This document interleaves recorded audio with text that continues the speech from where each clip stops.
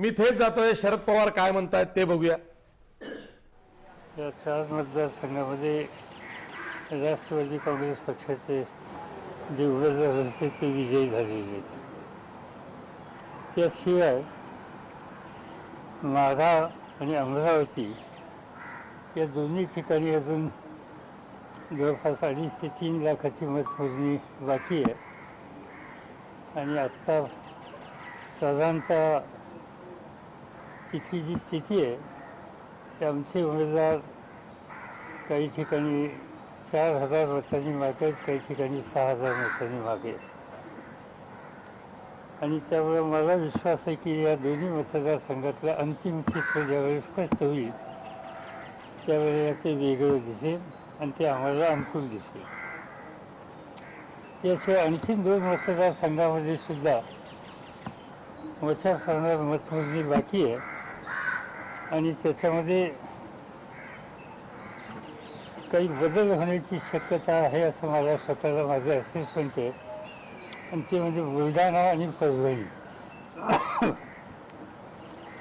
असे राष्ट्रवादी काँग्रेस पक्षाचे 4+4 या 8 मतदारसंघात 4चा निर्णय झालेला आहे आणि 4 होण्याची प्रक्रिया आम्ही अपेक्षित ठेवतो. आमच्या माहितीप्रमाणे काँग्रेस पक्षाला चंद्रपूरची जागा ही मिळेल असं दिसतंय आणि ती आता पुढं आहे. पण त्यासंबंधीची अधिक माहिती माझ्याकडे नाही. हा जो काही निकाल आतापर्यंत आला आहे तो निकाल आमची अपेक्षा याच्यापेक्षा अधिक अनुकूल अशा प्रकारचा निकाल होतो अपेक्षा होती. परंतु जो काही लोकांनी एकंदर मतदान केलं आणि एकंदर निर्णय दिला आणि जे एकंदर मतदान केलं त्या मतदानाच्या संबंधी आणि विशेषतः राष्ट्रवादी काँग्रेस पक्ष, शेतकरी कामगार पक्ष, कामगारांच्या नेतृत्वाखालचा रिपब्लिकन पक्ष हे आम्ही सगळे एकत्रित जे काही प्रयत्न करत होतो त्या प्रयत्नांना जो प्रतिसाद दिला त्याबद्दल मी महाराष्ट्राच्या जनतेच्या अंतःकरणापासून आभार मानतो. आणि कार्यकर्त्यांनी मेहनत केली त्या सर्व कार्यकर्त्यांना सुद्धा मनापासून धन्यवाद त्या ठिकाणी देऊ इच्छितो. आणि जो काही निर्णय आता लोकांनी दिलेला आहे तो विनम्रतेनं स्वीकारतो आणि यामधून अधिक प्रभावीपणानं महाराष्ट्राच्या वेगवेगळ्या भागामध्ये संपर्क साधून लोकांची अधिक समरस होऊन जनाधार वाढवण्याच्या संबंधीची खबरदारी की राष्ट्रवादी काँग्रेस पक्षाचे कार्यकर्ते मी स्वतः हे अधिक घेणार आहोत. विशेषतः आता महाराष्ट्रातली जी दुष्काळ आणि तत्सम स्थिती आहे या स्थितीमध्ये निवडणुकीचा निकाल जो लागला आहे त्यासंबंधीची चिंता न करता लवकरात लवकर त्या संकटग्रस्त भागामध्ये जाऊन लोकांशी संपर्क साधून त्यांच्या यातना कमी करण्याच्यासाठी कार्यक्रम हातामध्ये मी घेतलेलाच आहे. तो कंटिन्यू करण्याच्या संबंधीची कामगिरी ही माझ्याकडून केली जाईल. साधारणतः आत्तापर्यंतचे जे सगळे मतदानाचे अंतिम आकडे माझ्याकडे नाही आहेत, पण जे आहेत ते बघितले तर ज्या जागा आम्ही गमावल्यात किंवा गमावतो आहोत त्याच्यामध्ये फार मोठ्या मताने आम्ही त्या ठिकाणी जागा गमावल्यात असं दिसत नाही. आता उदाहरणार्थ अर्थाची जी आता आकडेवारी सांगतो ती आत्ताची नाही आहे, ती साधारणतः 1-1.25 वर्षाची आहे. उदाहरणार्थ नाशिक मतदारसंघामध्ये आम्ही आता संकटात आहोत, पण तिथं जो डिफरन्स आहे तो 20,000 मताच्या संबंधित आम्हाला दिसतो. त्याशिवाय अन्य काही मतदारसंघ असे आहेत की ज्या ठिकाणी कुठं 40,000चा कुठं 39,000चा. आता उदाहरणार्थ हातकणंगलेमध्ये राजू शेट्टी हे आमचे सहकारी होते तिथं 39,110 सदस्यांच्या मागे तो निर्णय बहुतेक जाहीर झालेला असेल.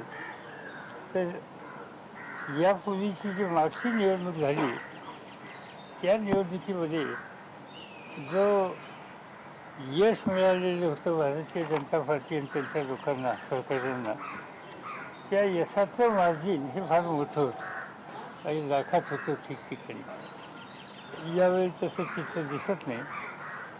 पण ही गोष्ट निर्विवादपणे सत्य आहे की यश हे यशच असतं आणि त्याचा स्वीकार हा आपण केला पाहिजे. आणि तो स्वीकार आम्ही या ठिकाणी केलेला आहे. महाराष्ट्राच्या बाहेर आम्ही लक्षद्वीपची एक जागा लढवत असतो, त्याचाही निकाल झालेला आहे आणि राष्ट्रवादीचा तिथला आमचा वर्ग हा विजयी झालेला आहे. त्यामुळे ती एक लोकसभेमध्ये आम्हाला एक अधिक जागा त्या ठिकाणी मिळालेली आहे. बाकी इतर काही पुराच्या संबंधी मला काही फारसं या ठिकाणी बोलायचं नाही आहे. आपल्याला काही विचारायचं असेल तर आपण पवार सर, एकतर पार्थ पवार हे तुमचा नातू ज्यांनी निवडणूक लढवली होती त्यासाठी तुम्ही माढ्यातनं निवडणूक लढण्याने आता निर्णय घेतला, पण पार्थ पवार यांचा पण पराभव झाला. मी माढ्यामध्ये मी लढणार नव्हतोच. मी मागच्या निवडणुकीमध्ये सुद्धा 2014ला निवडणूक लढलेलं नाही. 2014लाच मी निर्णय घेतलेला होता की मी इतक्यादा लोकसभाच्या आणि राज्य विधानसभेच्या निवडणुका लढलो आहे, आता इथून पुढे डायरेक्ट इलेक्शनला उभं राहायचं नाही. आणि म्हणून मी राज्यसभेचा सभासद आजही आहे.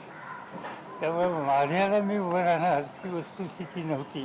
फक्त माढ्यामध्ये आमच्या सहकाऱ्यांच्यामध्ये मतभेद होते, त्या मतभिन्नता होती. म्हणून एका बैठकीत मी जरूर असं म्हणालो की तुमच्याच एक वाक्याचा नसेल तर मी उभा राहील.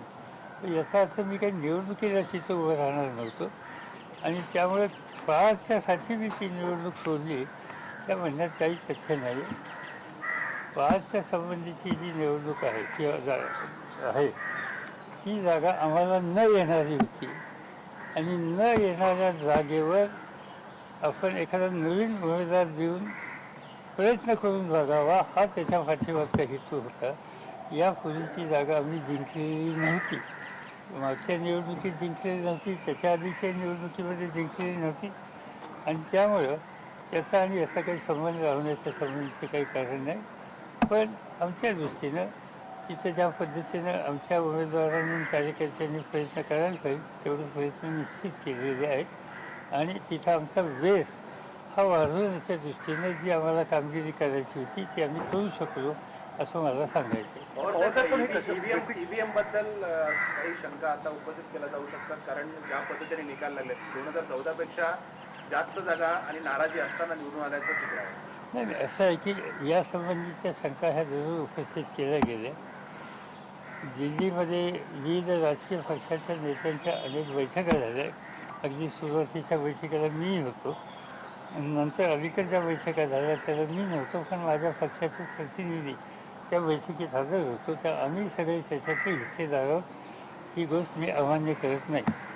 पण एकदा निवडणुकीचा निकाल लागल्याच्या नंतर आता मी हा दोष मशीनला देऊ इच्छित नाही. एकदा हा निर्णय लागला तो ग्रेसफुली स्वीकारला पाहिजे आणि तो निर्णय मी या ठिकाणी ग्रेसफुली स्वीकारण्याची भूमिका घेतली. ही गोष्ट खरी आहे की यावेळेला एक लोकांच्या मनामध्ये संशयाचं भूत होतं. यापूर्वी अनेकांच्या नेतृत्वाच्या खाली निवडणुका देशात झाल्या तरी अशी चर्चा झाली नाही. म्हणजे मला स्वतःला आठवतंय की इंदिरा गांधींच्या नेतृत्वाखाली निवडणूक झाली, त्याच्या आधी 77ला इंदिराजींचा पराभव झालेला होता. त्यावेळी सुद्धा ही शंका कुणी घेतली नाही किंवा इंदिरा गांधी पुन्हा सत्तेवर आल्या त्यांच्या नेतृत्वाखाली निवडणूक घेतली गेली त्यावेळेला त्यांच्या मार्फत या ठिकाणी काही गैरवापर केला जाईल अशी चर्चा देशामध्ये नव्हती. नंतरच्या काळामध्ये राजीव गांधींच्या नेतृत्वाखाली निवडणुका झाल्या. जवळपास 400च्या आसपास जागा ह्या त्यावेळी काँग्रेस पक्षाने जिंकल्या. पण एवढ्या जागा जिंकून सुद्धा देशामध्ये निवडणूक पद्धतीच्या संबंधीची शंका कुणी उपस्थित केलेली नव्हती. त्याच्यानंतरच्या काळामध्ये नरसिंगरावच्या नेतृत्वाखाली निवडणुका झाल्या. त्याही काळामध्ये अशी शंका कधी कुणी उपस्थित केली नव्हती.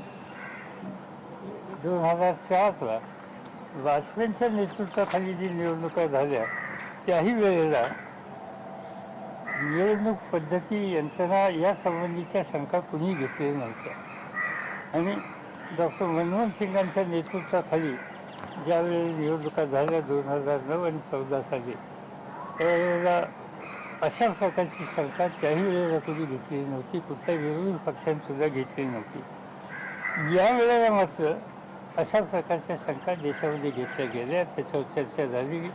तुमच्या विविध चॅनल्सवर त्याच्यावर तासनतास डिस्कशन झालेलं माझ्या पाहण्यात आलेलं आहे आणि